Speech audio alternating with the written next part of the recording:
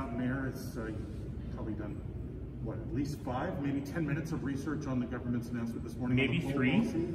Are you up to speed enough to comment? Yeah, I can comment. Okay. Well, I'm pleased to see this reinstatement of the 1976 policy. The devil is in the details, so I need to understand what this means for some of the existing proposals that are before us. It probably doesn't mean anything for Grassy Mountain, for example, which started under the old policy. But I think that this is a really good lesson for the government of Alberta in transparency, in consultation. You know, it's amazing the coalition that has come out in opposition to this, even more powerful probably than the coalition that came out in opposition to some of the plans around Alberta parks. You know, and if I'm the government of Alberta, I'm really thinking hard, not just how to fix this one, but how to make sure that we have a better, more authentic governance that reflects what people need. You know, the fact that this went through without any public consultation, in a situation where the chief lobbyist for the coal sector is the former Conservative Environment Minister, it just looks weird. And it doesn't pass the smell test. And I'm really pleased that the government of Alberta has chosen to put this on the back burner and actually talk to the people who live and work in these areas to develop a better policy. Does this make any council action redundant? Well, they kind of beat us to it, didn't they? Because council was just about to vote, and probably would have voted, to ask for the reinstatement of the 76 policy. So over my lunch break, we'll be thinking about what council can do just to put ourselves on the record on this as well. Do you think there could be another about-face regarding the coal policy? Oh, 100%, because today's announcement was slim in its details. So we don't know, there's, I think, about a half dozen things that have happened since June 2020, or maybe before June 2020. And I don't know where those sit, if they've been canceled or rescinded. And certainly, the only thing that we saw in the news release from the government today is they will do consultation on a new policy. But they might end up with the same as what they just rescinded. Is there value in the city taking a position on this at this point? I know that a lot of other municipalities were saying, Calgary, we want you on board with opposition. Yeah, very much so. I think that we owe it to the other Southern Alberta municipalities to support them in this work, and we've always tried to be a good neighbor. And as I've explained before, the City of Calgary sees itself as the steward of the Bow and Elbow River watershed, which is part of the South Saskatchewan watershed, which is absolutely impacted by this, although the Bow and Elbow rivers are not. So the only reason the Bow and Elbow rivers are not is because our headwaters happen to be in Banff National Park. And so that is a preserved area, but outside of that national park is not, well, was not before this morning. So what will the council discussion look like? I understand that's— I don't know yet. Are you still probably going to write a letter to the province? Yeah, most likely. I just have to think about what that looks like over my lunch break here. What do you think turned the government's mind around on this issue? Well, to the credit of the government of Alberta, they have not shown themselves as particularly rigid in the face of opposition. I like to do things a little differently. I prefer to do the consultation in advance and then come up with a solution. This government seems to like to make a decision, and if people don't like it, back up. I find that not helpful, but at least it shows that they are willing to listen to citizens when push comes to shove. And the scope of the opposition on this one may differ from other past, controversial government policies. Well, I was quite put out when the Premier said that city dwellers have nothing to say about this. We also have to run the economy. Those businesses have their head offices in Calgary. I have to do economic development all around the world and answer questions about why would I want to locate in a place that doesn't believe in climate change? So, and city dwellers drink water. City dwellers enjoy the wilderness.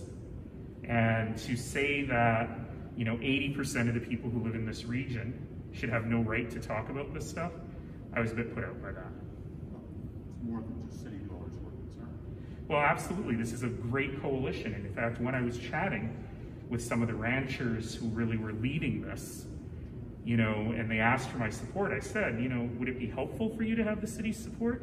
And they said, absolutely, because we need to show that this is a broad coalition of Albertans who love Alberta, regardless of where you live, and to shut anyone down and say you don't have any right to talk about this, that's not what the Premier of the province should be doing. Yeah, something off topic. Calgary Police has updated a few outlets with saying that they've selected the group for their anti-racism committee. Oh, I actually didn't know that. So they have 15 people selected, but they have not released the names yet, barring a few who have released their names. There is concern about from some of these activists and prominent voices in Calgary's BIPOC community, though, regarding the potential makeup of this, since many of them did receive rejection letters. Many of these prominent voices we've heard about. I'm guessing, is there anything maybe you could say to quell those concerns, or any reaction to those concerns about that representation? So there's two different groups together here. Three different groups, actually. Number one is Calgary, the City of Calgary's Anti-Racism Advisory Committee, which has a very broad scope of people on kind of the activist spectrum on this, which I think is right, because you want to have very different opinions around the table. We then have an administrative-led committee that's working with the City of Calgary and the police to determine what our new community safety framework, or policing reform as I call it, will look like. That's a mostly inside committee of administrators, but it's really important for them to hear from different members of the community. And then finally, we have the police's committee that I can't really comment on. It's not my process, but I also don't know who's on it. But I would imagine that the city followed a very similar process to what the city did, which is we couldn't accept everybody. But certainly we didn't reject anyone just because they were an activist. In fact, it's important to have those voices at the table. Look, this is a big experiment. We've got people sitting around the table who frankly don't trust or like each other very much. And my goal is to keep them around the table and build that trust, because I think that's the only way to move forward. It's entirely possible this whole thing will collapse because people can't set aside their emotions on any side of the situation and move forward, but I think it's a risk that I'm willing to take. There was a problem though with the city's committee, was there not, in terms of missing Black, female, feminist perspectives? Well, it's certainly, you can't fit every single category in every single thing, but there are certainly Black perspectives, there are certainly female perspectives, there are certainly feminist perspectives on that committee. Just a question about the Bill 7 item this morning. How useful are, I guess, the tools that Bill 7 was meant to encompass, how useful are they actually for the city of Calgary? Again, it's one of these things where if the province has a goal in mind, it makes a lot of sense to consult with cities first. So the way the legislation is written is probably unduly restrictive in terms of what we need to do, but it's all we've got. So we're going to work hard within the four squares of the legislation to try and figure out what we can do to help attract business here. And to be clear about that, I would love to do that on a regional basis. I think that it's important that our region, the Calgary region, competes with other regions. But if we're being undercut by our regional partners on work that we did to bring business in, then Bill 7 gives us another tool to manage that. Is that something that can come within the CMRB, or is that the mayor of Calgary reaching out to other mayors and regions? Bit of both, could be either. In an ideal world, the Calgary Metropolitan Regional Board is looking at how to do better economic development. In an ideal world, we would use Bill 7 together and agree not to use it on one another. I'm not sure we'll get to that ideal world. Have you seen the video of the man allegedly smoking crack on the C train? I have not. Any comments on such an instance? Remember, folks, our transit system is very safe by any stretch of the let's try that again. Our transit system is very safe by any metric. But if you're feeling unsafe on transit, remember there's buttons you can push, there are things you can do to protect your safety, and we need you to do that. And we need our hardworking employees of transit to be able to look after these social disorder issues. What do you make of that discussion this morning regarding social disorder during this pandemic?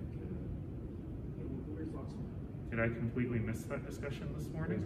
During QP. Yeah, I wasn't here. Question 1. Oh, Yeah. Flyover closed, pedestrian incident. to pick up on that point then, Sarah, and I know you weren't there, but what Mr. Morgan did indicate is that since the beginning of this year, there has been a substantial increase in the amount of social disorder. Yes, the peace officers have been deployed now somewhat differently, but what do you see as sort of the turning point? I mean, this is, well into the pandemic, and you're aware of the problems that we saw, much earlier, so what has changed? I mean, look, it's not surprising because you're in a situation where two things happen. One is a lot of places where vulnerable people go just were closed. So we even saw it here in City Hall, that it was one of the few places that was open, and we saw a lot of social disorder even within this building. And we ended up having to close our doors for a brief period while that was getting sorted. The other thing is that because there are fewer people generally, these sorts of behaviors become more apparent. There's less to dilute them, if I may. And so number one is as we reopen, as people come back to work in the downtown core and so on, some of that will just naturally fade away. But number two is that really highlights the very significant and severe mental health crisis we have in our community. And that's one of the reasons why I'm so happy that our community action plan on mental health and addiction will be coming to council in the next month or two for approval. I think there's some great ideas in there.